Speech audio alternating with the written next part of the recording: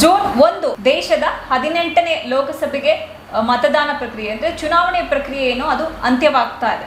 57 ಲೋಕಸಭಾ ಕ್ಷೇತ್ರಗಳಿಗೆ ಕೊನೆ ಹಂತದ ಮತದಾನ ನಡೀತಾ ಇದೆ. ಇನ್ನು ಕರ್ನಾಟಕದ ಲೋಕಸಭಾ ಚುನಾವಣಾ ಫಲಿತಾಂಶಕ್ಕೆ ಸಂಬಂಧಿಸಿದಂತೆ ಮೊದಲ ಚುನಾವಣೋತ್ತರ ಸಮೀಕ್ಷೆ ಅಂದ್ರೆ ಎಕ್ಸಿಟ್ ಪೋಲ್ ಪ್ರಕಟವಾಗಿದೆ. ಪ್ರಮುಖ ಚುನಾವಣಾ ವಿಶ್ಲೇಷಕರಾದ ಗುರುರಾಜ್ ಅಂಜನ್ ಅವರು ಮೊದಲ ಎಕ್ಸಿಟ್ ಪೋಲ್ ಅನ್ನ ಪ್ರಕಟಗೊಳಿಸಿದ್ದಾರೆ.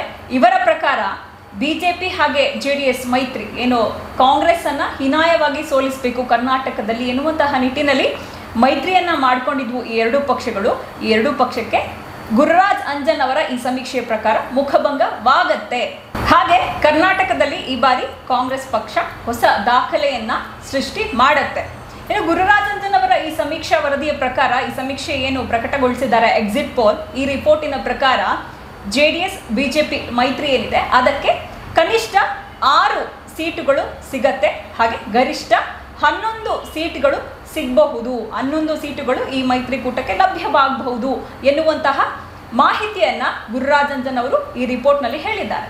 ಹಾಗೆ ಕಾಂಗ್ರೆಸ್ ಪಕ್ಷ ಏಕಾಂಗಿಯಾಗಿ ಸ್ಪರ್ಧೆ ಮಾಡಿರುವಂತಹ ಕಾಂಗ್ರೆಸ್ ಪಕ್ಷ ಕರ್ನಾಟಕದ 28 ಲೋಕಸಭಾ ಕ್ಷೇತ್ರದಲ್ಲಿ ಕನಿಷ್ಠ 17 ಕ್ಷೇತ್ರಗಳಲ್ಲಿ ಗೆಲ್ಲತ್ತೆ, ಹಾಗೆ ಗರಿಷ್ಠ 22 ಕ್ಷೇತ್ರಗಳನ್ನ ಗೆಲ್ಲಬಹುದು ಎನ್ನುವಂತಹ ಎಕ್ಸಿಟ್ ಪೋಲ್ ವರದಿಯನ್ನ ಗುರುರಾಜ್ ಅಂಜನ್ ಅವರು ಪ್ರಕಟಗೊಳಿಸಿದ್ದಾರೆ.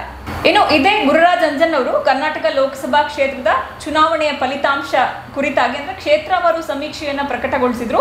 ಆ ಪ್ರಕಾರವಾಗಿ ದಕ್ಷಿಣ ಕನ್ನಡ ಲೋಕಸಭಾ ಕ್ಷೇತ್ರದಲ್ಲೂ ಕಾಂಗ್ರೆಸ್ ಅಭ್ಯರ್ಥಿ ಗೆಲ್ತಾರೆ, ಹಾಗೆ ಉತ್ತರ ಕನ್ನಡ ಲೋಕಸಭಾ ಕ್ಷೇತ್ರದಲ್ಲೂ ಕೂಡ ಈ ಬಾರಿ ಕಾಂಗ್ರೆಸ್ ಅಭ್ಯರ್ಥಿಗೆ ಗೆಲುವಾಗುತ್ತೆ, ಹಾಗೆ ದಾವಣಗೆರೆಯಲ್ಲೂ ಕೂಡ ಕಾಂಗ್ರೆಸ್ ಅಭ್ಯರ್ಥಿನೇ ಗೆಲ್ಲೋದು, ಹಾಗೆ ಕೋಲಾರ, ಹಾಸನ, ಚಿಕ್ಕಬಳ್ಳಾಪುರ ಹಾಗೆ ಬೆಂಗಳೂರು ಉತ್ತರದಲ್ಲೂ ಕೂಡ ಕಾಂಗ್ರೆಸ್ ಅಭ್ಯರ್ಥಿನೇ ಗೆಲ್ಲೋದು ಎನ್ನುವಂತಹ ಎಕ್ಸಿಟ್ ಪೋಲ್ ಅನ್ನು ಕೂಡ ಇವರು ಪ್ರಕಟಗೊಳಿಸಿದ್ದಾರೆ. ಇನ್ನು ಬೆಂಗಳೂರು ನಗರ ಹಾಗೆ ಬೆಂಗಳೂರು ಗ್ರಾಮಾಂತರ ಕ್ಷೇತ್ರಗಳೇನಿದ್ದಾವೆ ಅದರಲ್ಲಿ ಈ ಬಾರಿ ಕಾಂಗ್ರೆಸ್ ಕನಿಷ್ಠ 3 ಕ್ಷೇತ್ರಗಳಲ್ಲಿ ಗೆಲ್ಲತ್ತೆ ಎನ್ನುವಂತಹ ಅಂಶವನ್ನು ಕೂಡ ಗುರುರಾಜ್ ಅಂಜನ್ ಅವರು ಪ್ರಕಟಗೊಳಿಸಿದ್ದಾರೆ. ಗುರುರಾಜ್ ಅಂಜನ್ ಅವರ ಪ್ರಕಾರ ಕಾಂಗ್ರೆಸ್ ಈ ಬಾರಿ ಕರ್ನಾಟಕ ಲೋಕಸಭೆ ಚುನಾವಣೆಯಲ್ಲಿ ದಾಖಲೆಯನ್ನ ಸೃಷ್ಟಿ ಮಾಡುತ್ತೆ ಎನ್ನುವಂಥದ್ದನ್ನ ಹೇಳಿದ್ದಾರೆ. ಇನ್ನು ಕಾಂಗ್ರೆಸ್ ಇದೇ ಮೊದಲ ಬಾರಿ ಅಲ್ಲ, ಒಂದು ವೇಳೆ ಗುರುರಾಜ್ ಅಂಜನ್ ಅವರ ಈ ಎಕ್ಸಿಟ್ ಪೋಲ್ ರಿಪೋರ್ಟ್ ಏನಿದೆ ಅದು ನಿಜವಾದಂತಹ ಪಕ್ಷದಲ್ಲಿ ಇದು ಕಾಂಗ್ರೆಸ್ನ ಮೊದಲ ಬಾರಿಯ ದಾಖಲೆಯಾಗಿರಲ್ಲ. ಯಾಕಂದ್ರೆ ಈ ಹಿಂದೆ ಕೂಡ 2 ಅವಧಿಯಲ್ಲಿ ಕಾಂಗ್ರೆಸ್ ಕರ್ನಾಟಕದಲ್ಲಿ ಇಂತಹದ್ದೇ ಆದ ಇತಿಹಾಸವನ್ನ ಸೃಷ್ಟಿ ಮಾಡಿತ್ತು.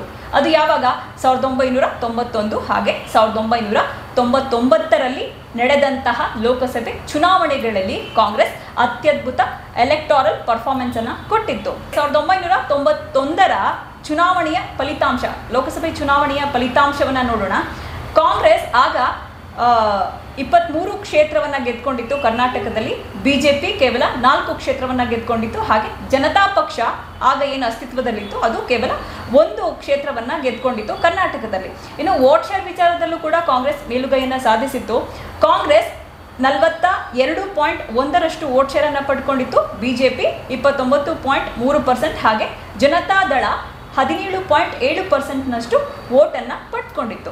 ಅದ ನಂತರ ಅಂದ್ರೆ 1999ರ ಲೋಕಸಭೆ ಚುನಾವಣೆಯಲ್ಲೂ ಕೂಡ ಕಾಂಗ್ರೆಸ್ 18 ಕ್ಷೇತ್ರಗಳನ್ನ ಗೆದ್ಕೊಂಡಿತ್ತು, ಹಾಗೆ ಬಿಜೆಪಿ 7 ಕ್ಷೇತ್ರಗಳು, ಹಾಗೆ ಜೆಡಿಯು 3 ಕ್ಷೇತ್ರವನ್ನ ಗೆದ್ಕೊಂಡಿತ್ತು. ಇನ್ನು ವೋಟ್ ಶೇರ್ ವಿಚಾರದಲ್ಲೂ ಕಾಂಗ್ರೆಸ್ 45.4% ವೋಟ್ ಶೇರ್ ಅನ್ನ ಪಡೆದುಕೊಂಡಿತ್ತು ಕರ್ನಾಟಕದಲ್ಲಿ 1999ರ ಲೋಕಸಭೆ ಚುನಾವಣೆಯಲ್ಲಿ, ಹಾಗೆ ಬಿಜೆಪಿ 27.2%, ಹಾಗೆ ಜೆಡಿಯು 13.3%, ಹಾಗೆ ಜೆಡಿಎಸ್ 10.9% ವೋಟ್ ಶೇರ್ ಅನ್ನ ಪಡೆದುಕೊಂಡಿತ್ತು ಆ ಅವಧಿಯ ಚುನಾವಣೆಯಲ್ಲಿ.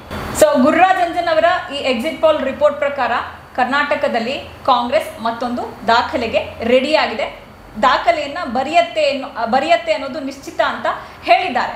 ಇನ್ನು ಕಳೆದ ಬಾರಿ ಏನು 2019ರ ಲೋಕಸಭೆ ಚುನಾವಣೆಯಲ್ಲಿ ಬಿಜೆಪಿ 25 ಕ್ಷೇತ್ರವನ್ನ ತನ್ನದಾಗಿಸಿಕೊಂಡಿತ್ತು, ಅದೇ ರೀತಿಯಲ್ಲಿ ಕಾಂಗ್ರೆಸ್ ಈ ಬಾರಿ ಆ ಕ್ಷೇತ್ರಗಳನ್ನೆಲ್ಲ ಬಹುತೇಕವಾಗಿ ಸ್ವ್ಯಾಪ್ ಮಾಡಿಕೊಳ್ಳುತ್ತೆ, ಬಿಜೆಪಿ ಬಳಿ ಇದ್ದಂತಹ ಕ್ಷೇತ್ರವನ್ನೆಲ್ಲ ತನ್ನದಾಗಿಸಿಕೊಳ್ಳುತ್ತೆ ಎನ್ನುವಂಥದ್ದನ್ನ ಈ ಎಕ್ಸಿಟ್ ಪೋಲ್ ರಿಪೋರ್ಟ್ ಸ್ಪಷ್ಟಪಡಿಸ್ತಾ ಇದೆ. ಸೊ ಹೀಗಾಗಿ ಏನು ಕಳೆದ ಬಾರಿ ಕರ್ನಾಟಕದಲ್ಲಿ ಬಿಜೆಪಿಯ ಬಿರುಗಾಳಿ ಎದ್ದಿತ್ತು, ಬಿಜೆಪಿ ಮೇನಿಯಾ ಏನು ಇತ್ತು ಅದು ಮಾಯವಾಗಿ ಈ ಬಾರಿ ಕರ್ನಾಟಕದಲ್ಲಿ ಕಾಂಗ್ರೆಸ್ ಬಿರುಗಾಳಿ ಎದ್ದಿದೆ ಅನ್ನೋದನ್ನ ಈ ಸಮೀಕ್ಷೆ ಸ್ಪಷ್ಟಪಡಿಸ್ತಾ ಇದೆ.